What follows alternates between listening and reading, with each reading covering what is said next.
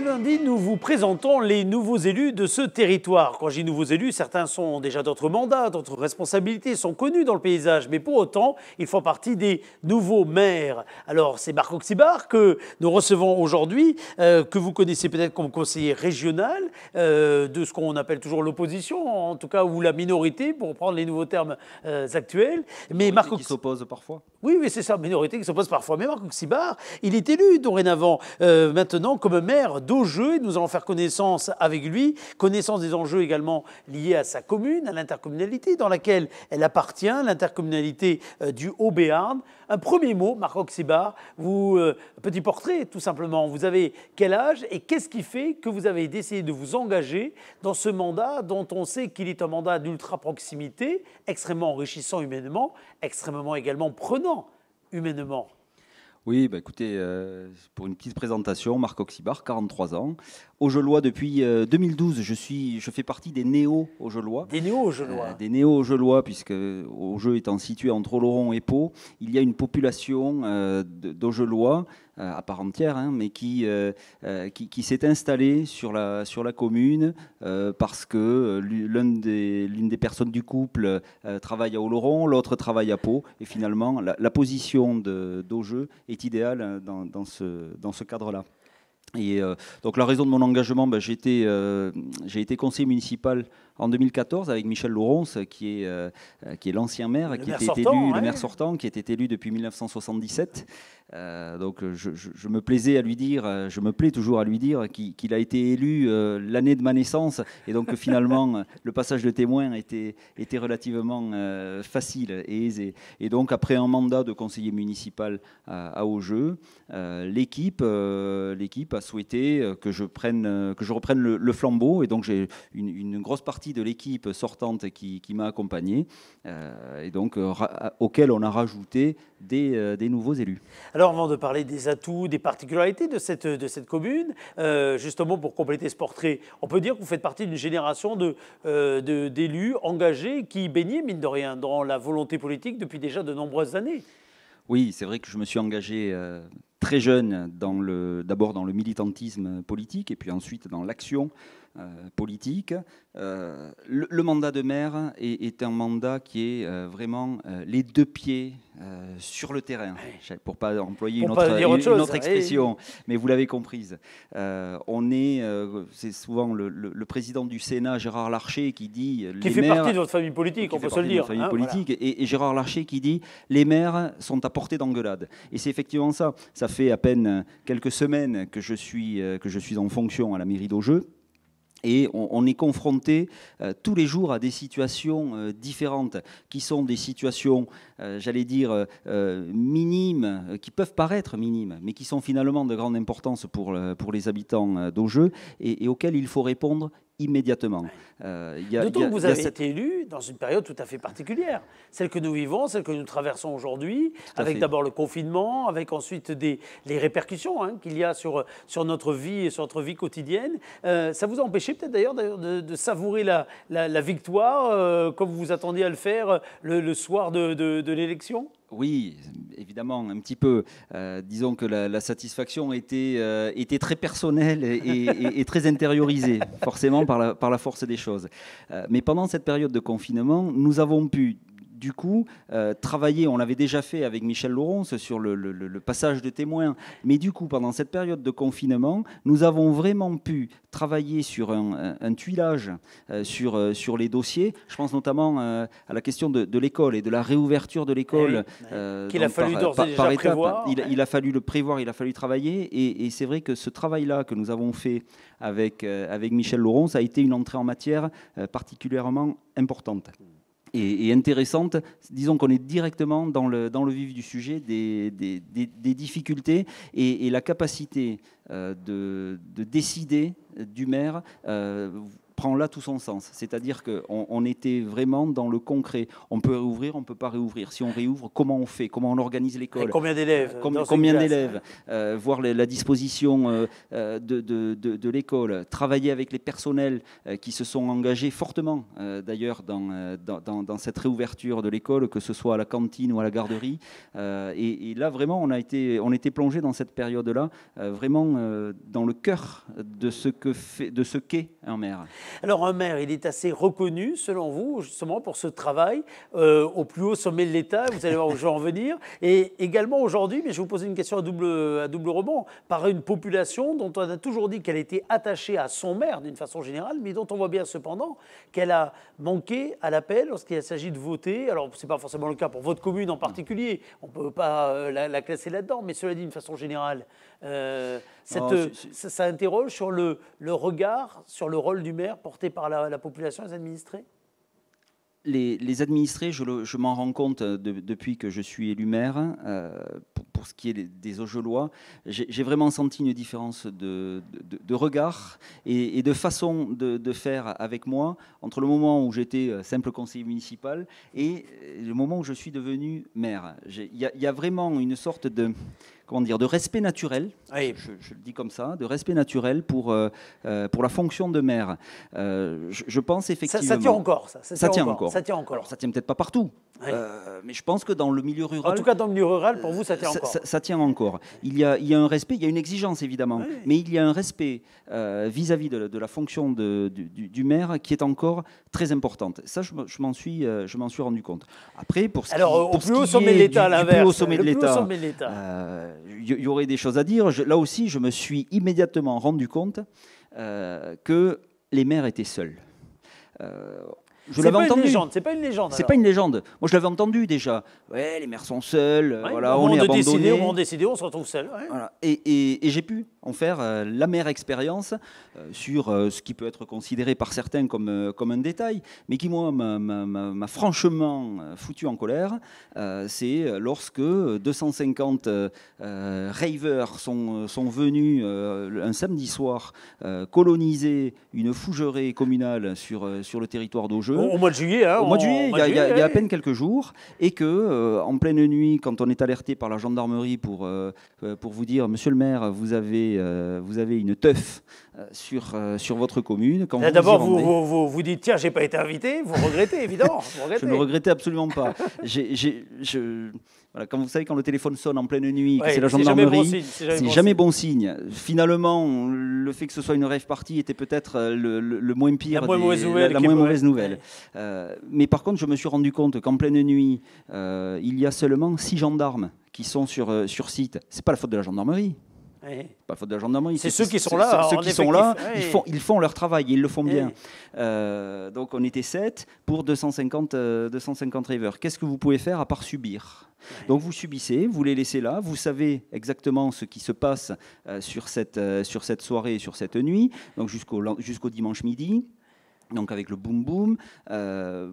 Qui a finalement, je pense, malheureusement, et je m'en excuse auprès de mes collègues et des villages voisins, qui a plus emmerdé les villages voisins que finalement le village d'Augeux, parce qu'avec les mouvements de son contre la montagne, ce sont les autres communes qui ont pris. Ce sont les autres qui ont pris. Mais par contre, on est complètement seul. On ne peut rien faire, on ne peut pas saisir de matériel, on ne peut pas les déloger, et donc on attend tout simplement qu'ils partent. Moi, c'est une situation qui m'énerve. J'attends encore, je le dis sur votre antenne, mais j'attends encore le moindre coup de fil d'un sous-préfet ou d'un préfet. Alors, évidemment, ça n'est qu'une rêve partie par rapport à tout ce qui se passe ailleurs, ça n'est peut-être pas si grave.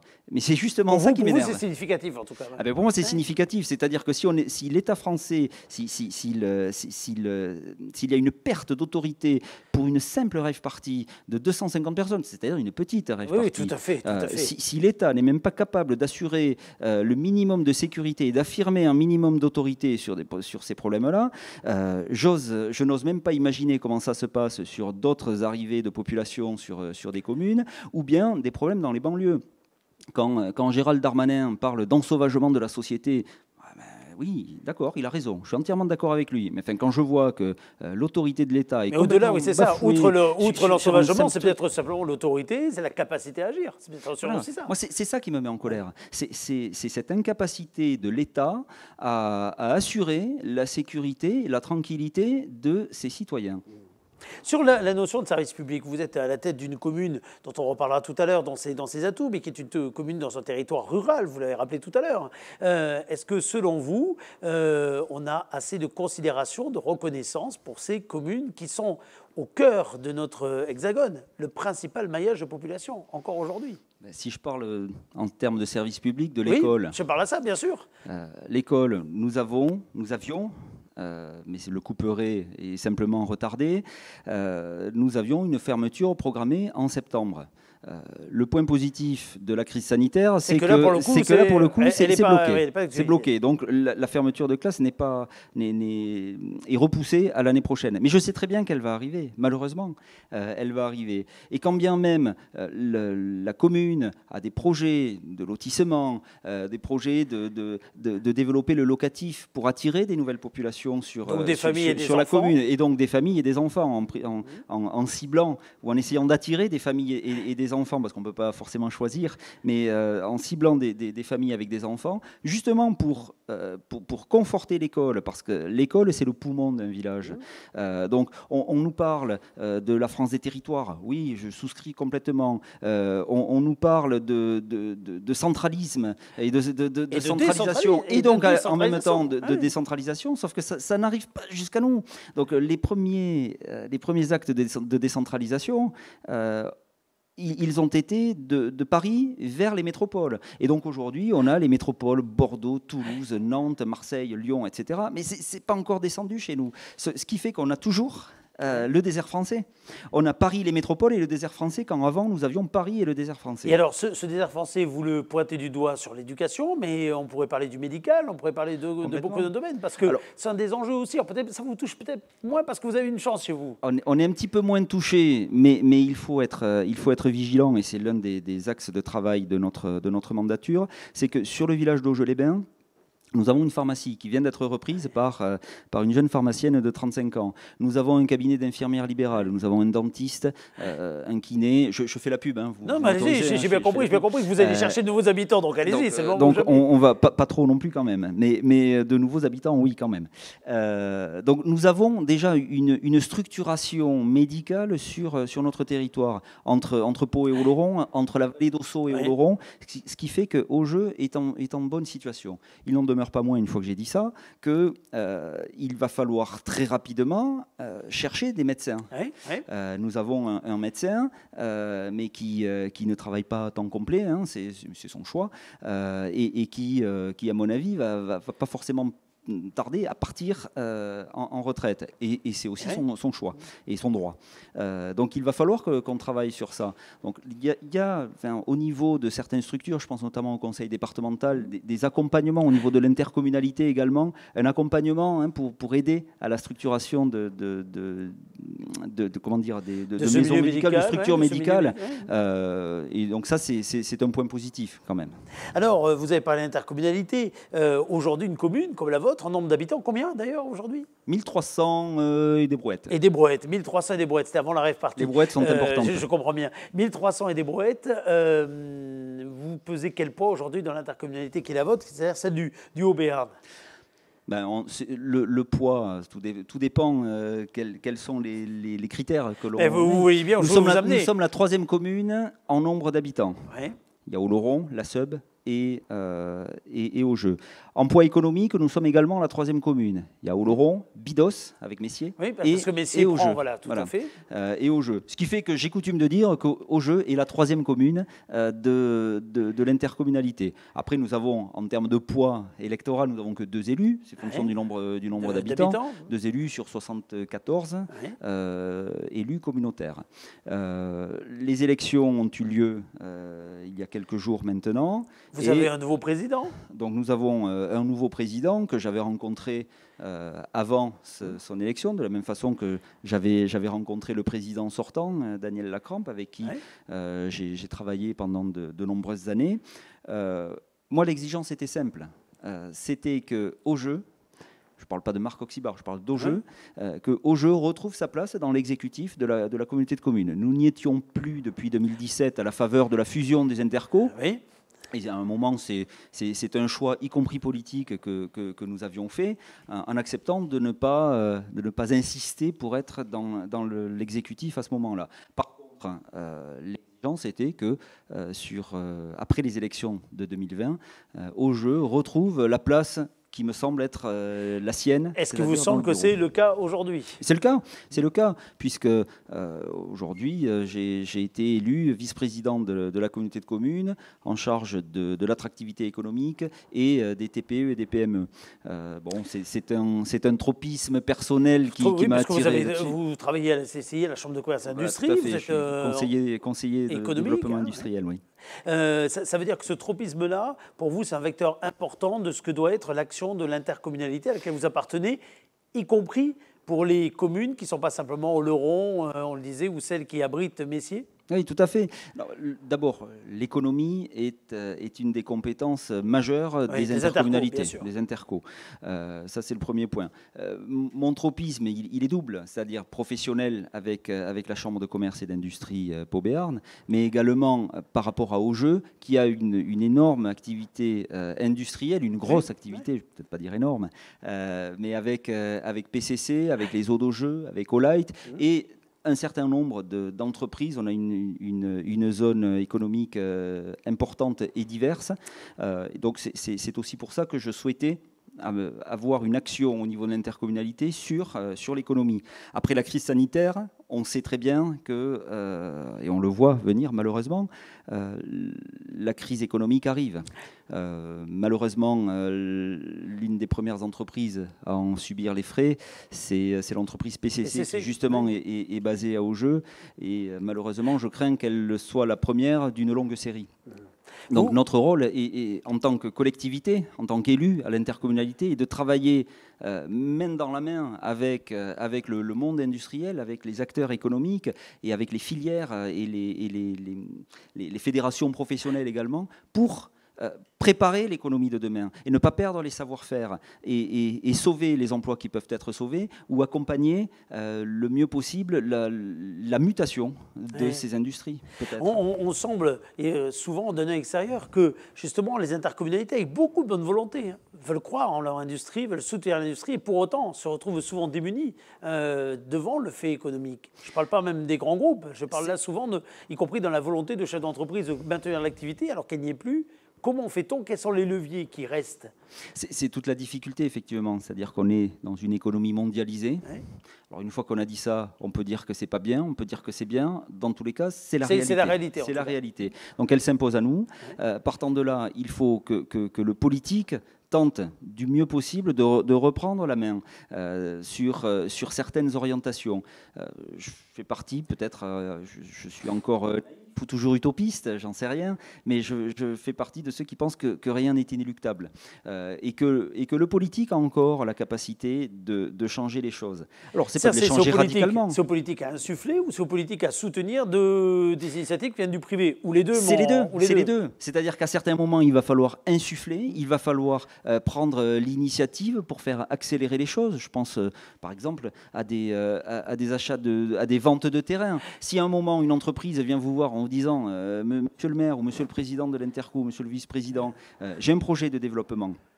Il va me falloir très vite des terrains. Il ne faut pas que l'inertie que l'on connaît habituellement d'une collectivité bloque les projets économiques de ces entreprises. Donc là, nous avons le devoir de réagir rapidement. Je suis actuellement confronté, j'y suis en plein dedans, sur la nécessité de répondre à des demandes de développement. Il n'y a pas que des trains en retard sur l'Aubéarn, fort heureusement. Il y a aussi des trains qui arrivent à l'heure et des entreprises qui ont des projets et auxquels il faut répondre immédiatement. Ça, c'est la capacité du politique et de la collectivité à répondre immédiatement et à montrer des signes forts de soutien à ces entreprises-là. Pour que les entreprises, quelles qu'elles soient aujourd'hui, en bonne santé, celles en difficulté, puissent se performer, puissent s'installer, il faut avoir des équipements. Vous avez parlé des transports tout à l'heure, de l'enclavement, c'est un sujet ô combien important chez vous, dans vos vallées. Mais il y a également aujourd'hui tout l'enjeu de ne pas passer à côté de ces déserts du numérique, dont on a bien vu aujourd'hui à quel point il était indispensable d'échapper. Évidemment, tout à l'heure, quand je parlais de Paris et le désert français, le salut des territoires demain passe par le numérique et par la couverture numérique. Demain, et on l'a vu avec la crise sanitaire aussi, avec les questions de confinement. Le confinement est quand même beaucoup plus agréable à la campagne que dans une cage à lapins en banlieue parisienne. Absolument. Encore faut-il connaître le débit pour pouvoir y travailler. Exactement. Encore faut-il connaître le débit donc pour... l'organisation des territoires, le maillage des territoires avec peut-être un exode urbain, comme il y avait l'exode rural, un exode urbain pour revenir repeupler les campagnes passe par le développement du numérique. Demain, il doit être parfaitement envisageable que dans une ferme reculée du Haut-Béarn, une personne puisse travailler et soit en contact direct avec Amsterdam, New York, Paris, Lille. Quand vous dites demain, ça sera quand? Est-ce que c'est déjà le cas aujourd'hui? Est-ce que vous estimez aujourd'hui que la couverture de vos territoires est suffisante? Si je fais mon râleur, je vais vous dire que ce n'est pas totalement fait et que ça ne va pas assez vite. Oui. Si je suis raisonnable, je vais vous dire que ça avance du mieux que ça peut. Bien évidemment, on voudrait toujours que la fibre arrive d'abord chez soi, plutôt que chez le voisin, forcément, en justifiant que j'ai telle ou telle entreprise qui fait qu'il va falloir qu'elle soit desservie. J'ai une zone économique importante, évidemment, mais à un moment, il faut aussi savoir être raisonnable, il faut savoir reconnaître que le plan numérique départemental se déroule et avance à la vitesse à laquelle il doit avancer. Alors, est-ce qu'on a du retard? Est-ce qu'on est en avance? Est-ce que ça sera bien? Est-ce que ça ne sera pas bien? En tout cas, c'est une infrastructure prioritaire. C'est une infrastructure prioritaire aujourd'hui, comme l'était au siècle dernier l'amener de l'eau et de l'électricité. C'est le service public du XXIe siècle. Absolument. Alors, il y a un autre défi au XXIe siècle, c'est l'environnement. Et l'environnement, vous avez décidé de le mettre au cœur même de votre projet et du projet des prochaines années. Expliquez-nous pourquoi, selon vous, c'est une priorité, alors qu'on est à Haut-Jeu, alors qu'on pourrait se dire, on est dans un territoire où, bien sûr, l'environnement est prioritaire, mais de fait, pourquoi s'en préoccuper davantage? La question environnementale et la question de la transition écologique n'est pas une affaire de parti. Ça, c'est le premier point. Si ça l'a été il y a quelques années, je veux bien le reconnaître, ça ne l'est plus aujourd'hui. Les choses ont évolué. Les choses ont évolué et c'est très bien comme cela.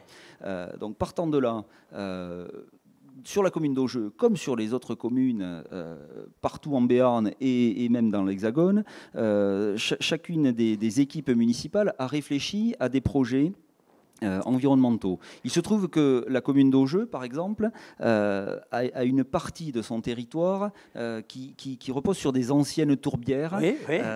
Donc, nous avons mis à disposition du CEN, donc le Conservatoire des espaces naturels de Nouvelle-Aquitaine, une superficie de 14 hectares pour reconstituer une biodiversité. Ça ne s'arrête pas là, le projet ne s'arrête pas là. L'idée derrière est de reconstituer, et de construire, plutôt, un projet de sentier pédagogique à destination des enfants. On se souvient on a notre mémoire d'enfant qui est gravée sur tout le long de la vie. Donc, il faut éduquer au mieux les enfants sur cette dimension environnementale pour qu'ensuite le fait écologique soit demain pris en compte dans toutes les sphères de la société, dans notre quotidien finalement. Alors après, il y a des questions de bon sens aussi. Il y a des questions de bon sens et c'est aussi un travail qui est à faire sur revenir à des consommations de bon sens. Nous avons un marché sur Haut-Jeu-les-Bains le mercredi matin. On a des maraîchers sur la commune. Finalement, il y a des réflexes que nous devons prendre et qui sont pris d'ailleurs par les habitants et les habitants des alentours pour reconsommer local. aussi, et envisager différemment notre consommation. Vous avez l'impression que, y compris vos habitants, vos administrés à Haut-Jeu vont sortir différents dans leur façon de consommer, d'être de la crise que nous traversons, ou est-ce que finalement, au quotidien, la vie va reprendre son cours une fois que nous pourrons nous rembrasser, nous resaluer, etc. Alors là aussi, si je suis optimiste, je vais vous dire qu'il faut l'espérer. Oui. Si je suis réaliste, le maire que je suis a remarqué un certain nombre d'attitudes pendant le confinement qui laissent à penser que c'est pas demain la veille que certains comportements vont changer. Je pense notamment à des entrepôts de poubelles et de détritus parce que les déchetteries étaient fermées et qu'on ne supportait plus de les garder au fond de son jardin, les avoir chez soi. Y compris en ayant eu le temps de faire 3 fois la haie ou d'encombrer le garage avec des bouteilles vides et donc que l'on jette un petit peu n'importe où, mais surtout pas dans les conteneurs à cet effet.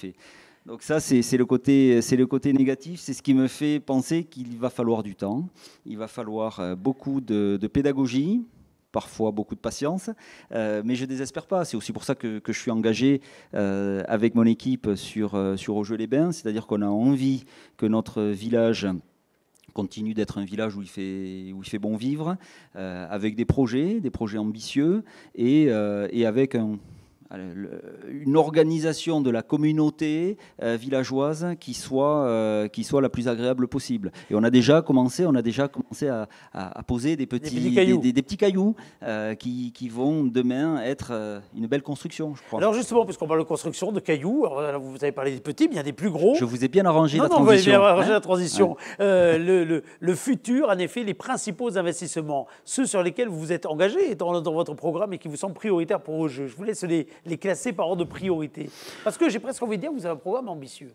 Oui, mais si on n'a pas d'ambition pour son village, c'est peut-être pas la peine de s'engager. Ça c'est vrai, ça c'est indéniable. Je crois que personne n'a jamais gagné en disant alors je vous préviens, votez pour moi, je vais rien faire. Mais j'ai pas de projet, je vais être j'ai pas de projet, je vais rien faire, mais faites-moi confiance.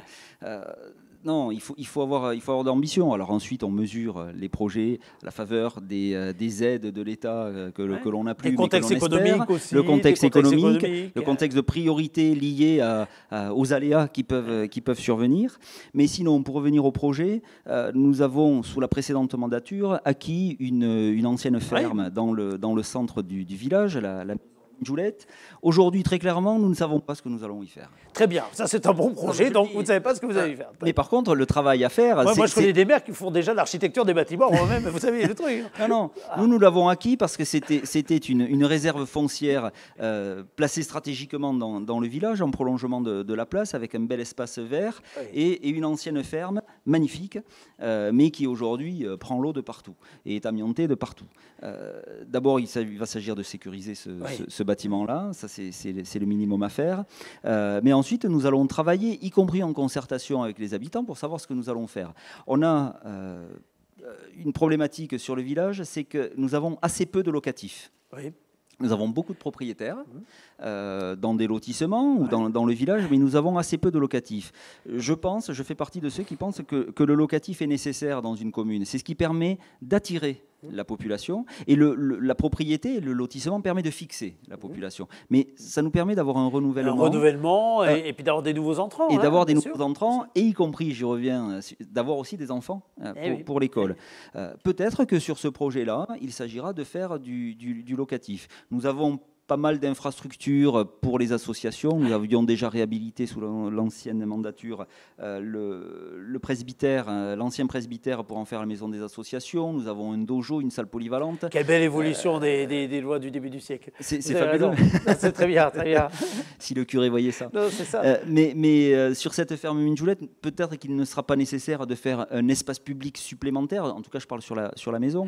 Mais donc, nous avons un travail à faire. Et là, pour ça, nous allons être accompagnés par des structures telles que le CAUE, le Conseil d'aménagement et d'urbanisme et d'environnement, pour nous accompagner dans notre réflexion. Peut-être que cet espace peut être aussi le prolongement de la place Saint-Germain avec le fronton et la bibliothèque, avec un espace vert, parce que la place est peut-être un peu trop minérale. bien qu'il y ait sur le fond un bel espace vert avec un boulodrome. Mais donc il faut qu'on réfléchisse à l'ensemble. Ensuite, il y a un projet sur le plan social, moi qui me tient à cœur, c'est que nous avons un tissu associatif très riche à Augeux, avec une association sport et loisirs qui fait des activités pour la population, du sport et des loisirs, comme son nom l'indique. Nous avons un club du troisième âge. Qui fait des choses pour le troisième âge. Qui fait des choses pour le troisième âge, etc., bien sûr. Et l'idée, c'est de travailler à ce lien intergénérationnel. Ça aussi, beaucoup d'équipes municipales dans leur programme ont travaillé, le souhaitent et veulent le mettre en place. Et donc, l'un des projets que nous avons serait de créer un espace de vie sociale, comme il en existe dans d'autres communes, pour travailler à ce lien intergénérationnel. Nous avons la chance, par exemple, d'avoir notre cantine en régie.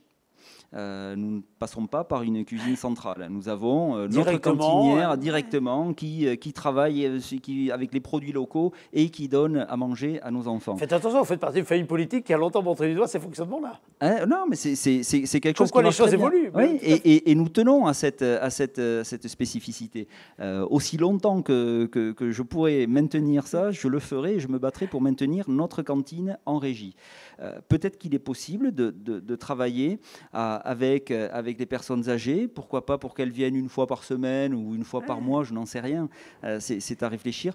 Manger à la cantine, alors ça c'est quand le Covid sera un lointain souvenir. Exactement. Mais il est peut-être en tout cas, en termes de projet, c'est intéressant pour le brassage des générations. Des générations, pour la transmission, bien sûr. Transmission des souvenirs. Moi, j'aime beaucoup tout ce qui est transmission de la mémoire orale. Les gens dans le village ont plein d'anecdotes, plein d'histoires sur le village à raconter, et le lien avec les enfants peut être quelque chose de très bien. Remarquez, c'est pour ça que vous vous intéressez également à une forme d'art, parce que j'ai bien compris, la musique électronique, c'est pas votre truc, mais par contre, regardez la photo, en tout cas pas dans ce type de renseignement. Très bien, c'est tout à fait lié. Regardez cette image, c'était le 11, elle va apparaître, c'était le 11 juillet, je crois, dernier, malgré les masques, malgré la distanciation, c'est pour ça que le photographe était à mon avis très loin pour faire cette photo. Il est sur une nacelle. Et voilà, vous avez réussi à inaugurer, à vernir, comme l'on dit, une fresque de 6000 Azote, vous m'avez bien prononcé le T. Voilà, qui montre bien finalement que le trait d'union entre les générations, entre toutes les formes d'art, est tout à fait possible. Cette photo est révélatrice de ce que nous voulons faire. Le travail qui a été fait par Paul et Rémi, qui sont donc les deux graffeurs originaires du Lot et qui se font appeler Sismic Azote, a été fabuleux. Pendant une semaine, ils sont venus, nous ne savions pas ce qu'ils allaient faire. Ah, vous ne saviez pas. C'est-à-dire que nous avions lancé une consultation. Mettez-leur leur espace minjoulette entre les mains. C'est pareil, vous ne savez pas, hop, allez-y, venez. On avait fait une consultation sous la précédente mandature. Je rends hommage à Michel Laurent, qui est à côté. Qui est là d'ailleurs, qui est à côté. Là, voilà. Tout à fait. On avait lancé une consultation auprès d'artistes pour leur dire on a une cage d'ascenseur qui dessert la bibliothèque, et en dessous il y a la salle de danse, mais qui dessert la bibliothèque relais de l'intercommunalité. Et on voudrait l'habiller, la décorer, la peindre. Donc d'autres artistes nous ont envoyé des maquettes, on va faire ci, on va faire ça, on va faire ci, on va faire ça. Et Paul et Rémi ont refusé de nous dire ce qu'ils allaient faire, parce qu'ils nous ont dit on ne travaille pas comme ça. Nous, on ne sait pas. On ne sait pas vous dire à l'avance ce qu'on va faire, puisqu'on vient rencontrer la population. Et c'est finalement ce qu'on va avoir le fruit des rencontres, etc. C'est le hasard des rencontres qui va faire qu'on va écrire des textes, qui va créer notre œuvre. Et finalement, c'est ce qui nous a plu. Alors, c'était un pari un peu fou, parce que cet ascenseur, c'est dommage qu'on ne voit pas la photo avant. Donc, c'était un grand truc gris qui faisait un peu polémique dans le village. Oui, forcément. Alors, il y avait tous les noms. Hein. D'accord. Et pour autant, palombière, le minaret. Et pour autant, il doit être indispensable, évidemment, pour le premier étage. Évidemment, pour l'accessibilité. Il répond aux exigences d'accessibilité. Sur ce projet donc, qui faisait polémique, nous avons fait le choix de prendre un risque aussi en faisant venir des artistes sans savoir ce qu'ils allaient nous faire. C'est vrai. Quitte à se mettre en danger, autant se mettre en danger jusqu'au bout. Et ils ont compris le village mais je pense comme rarement les personnes extérieures l'ont compris. Ils ont senti la dynamique au niveau des jeunes, la dynamique au niveau des personnes âgées, au niveau des visites dans le village, des promenades dans le village, pardon, elles se faisaient par la place Saint-Germain. C'est-à-dire que les gens ont suivi l'évolution au fil de la semaine. Des travaux. Des travaux. Certains sont venus peindre parce que Paul et Rémy les ont fait peindre. Ils ont fait une conférence pour rencontrer les habitants d'Augeux. Ils ont envoyé des messages en disant « Dites-nous ce que représente la place pour vous, ce que représente le village pour vous, quels souvenirs vous avez sur cette place. » Et donc vous avez, on ne le voit pas bien, mais sur la droite, en montant l'escalier, vous avez des textes. Du testimonial, c'est ça, oui. Et ces textes sont les témoignages des habitants d'Augeux. Paul et Rémy n'ont rien inventé. Ils ont écrit ce que les habitants d'Augeux ont dit. Et finalement, cette fresque a été totalement adoptée par les habitants. C'est une vraie réussite. Et ils ont, en une semaine, au début du mandat, ils ont permis de créer une dynamique collective intergénérationnelle. Ce qu'on voulait faire dans tout le mandat, ils nous ont mis le pied à l'étrier en faisant ça. Et je leur en suis vraiment très reconnaissant. Marc Auxibard, on va terminer là cet entretien. Déjà.